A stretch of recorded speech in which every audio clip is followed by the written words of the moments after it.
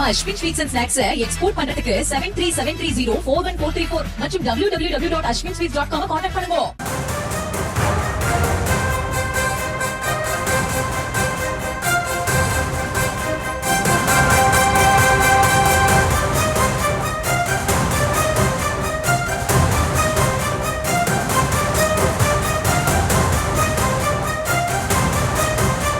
பரபரப்பான அரசியல் சூழலில் தமிழ்நாடு சட்டப்பேரவையின் நடப்பாண்டு முதல் கூட்டத்தொடர் கூடிய நிலையில் ஆளுநர் உரையை வாசிக்காமல் புறக்கணித்து வெளிநடப்பு செய்திருப்பது பரபரப்பை ஏற்படுத்தி இருக்கக்கூடிய நிலையில் இதுகுறித்து பேசுவதற்காக திமுகவிலிருந்து திரு கான்ஸ்டன்டைன் ரவீந்திரன் அவர்கள் நம்மோடு இணைப்பில் இணைந்திருக்கிறார். அவரிடம் பேசலாம். சார், இணைப்பில் வந்தமைக்கு நன்றி. ஆளுநர் தன்னுடைய உரையை வாசிக்காம மரபை மீறி இருக்கிறார் அப்படிங்கிற ஒரு குற்றச்சாட்டு, ஒரு பார்வை முன்வைக்கப்படுது. இதை நீங்க எப்படி பாக்குறீங்க? உங்களுடைய கருத்து? அது உண்மையாக கண்டிக்கத்தக்கது. மரபுகளை மீறுவதையே மரபாக கொண்டிருக்கிறார் ஆளுநர். இது போன்ற ஒரு ஆளுநரை பாரதிய ஜனதா கட்சி எங்கிருந்து கண்டுபிடித்தது என்று எனக்கு தெரியவில்லை. ஒரு மாநிலத்தில் நடக்கிற ஆட்சி, இந்த ஆட்சியிலே அனைத்திலும் கையெழுத்து போடுகிறவர் அவர்தான். அவர் பெயரால் தான் சட்டங்களோ அவர் பெயரால் தான் ஆணைகளோ பிறப்பிக்கப்படுகிறது. அப்படி இருக்கிற போது தன் தலையிலே தான் மண்ணை வாரி போட்டுக் கொள்வதை போல இது போன்ற அவதூறுகளை ஒரு ஆளுநர் பேசலாமா? இந்த அரசை பாராட்டி எத்தனை அறிவிப்புகளை ஒன்றிய அரசு வெளியிட்டிருக்கிறது.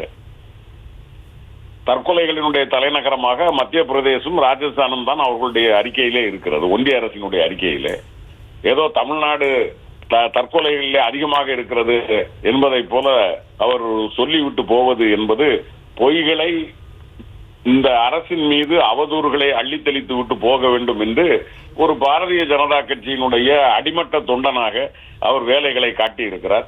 இது தமிழ்நாட்டு மக்கள் ஏற்றுக்கொள்ள மாட்டார்கள். அது மட்டுமல்ல, நாம் நமது மரபு எதுவோ அதைத்தான் நாம் கடைபிடித்துக் கொண்டிருக்கிறோம். அதைத்தான் மாண்புமிகு சட்டப்பேரவை தலைவர் அவர்கள், அப்பாவு அவர்கள் மிக தெளிவாக சொல்லியிருக்கிறார். எங்களினுடைய மரபு எதுவோ அதுதான். இங்கே ஜனகன பாட வேண்டும் என்று தமிழ்நாட்டு மக்கள் கேட்டார்களா? தமிழ்நாட்டில் இருக்கிற சட்டமன்ற உறுப்பினர்கள் யாராவது கேட்டார்களா? அப்படி இருக்கிற போது இருந்து வந்துவிட்டு வந்தோம் போனோம், 5 ஆண்டுகள் இருந்தோம் போனோம். உள்ளபடி சொல்ல போனால் அவர் ஆளுநரா என்பதே நமக்கு தெரியாது. அவருக்கு காலங்கள் முடிந்து விட்டது. காலம் முடிந்த பிறகு இன்றைக்கு வரைக்கும் அவருடைய ஆளுநர் காலம் நீட்டிக்கப்பட்டிருக்கிறது என்று ஆணை பிறப்பிக்கப்பட்டதாக வரலாறு இல்லை.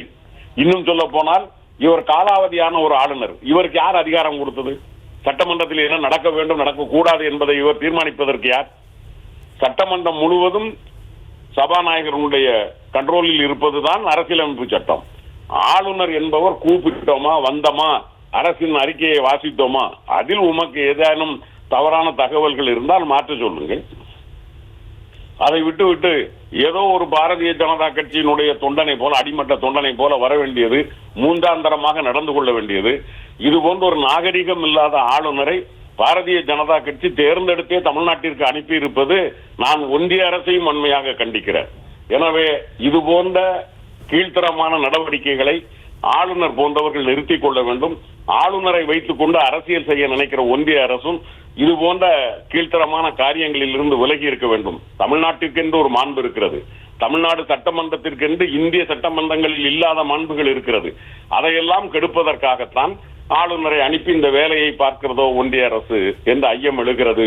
இது போன்றவற்றை தமிழ்நாடு சட்டமன்றம் மட்டுமல்ல, 8 கோடி தமிழர்களும் ஏற்றுக்கொள்ள மாட்டார்கள்.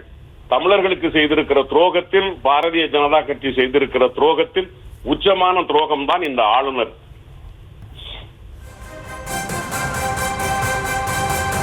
நன்றி திரு கான்ஸ்டன்டைன் ரவீந்திரன். இணைப்பில் வந்து உங்களுடைய கருத்துக்களை பகிர்ந்தமைக்கு நன்றி. நம்ம Ashwin sweets and snacks export பண்றதுக்கு 7373041434 மற்றும் www.ashwinsweets.com கான்டாக்ட் பண்ணுங்க.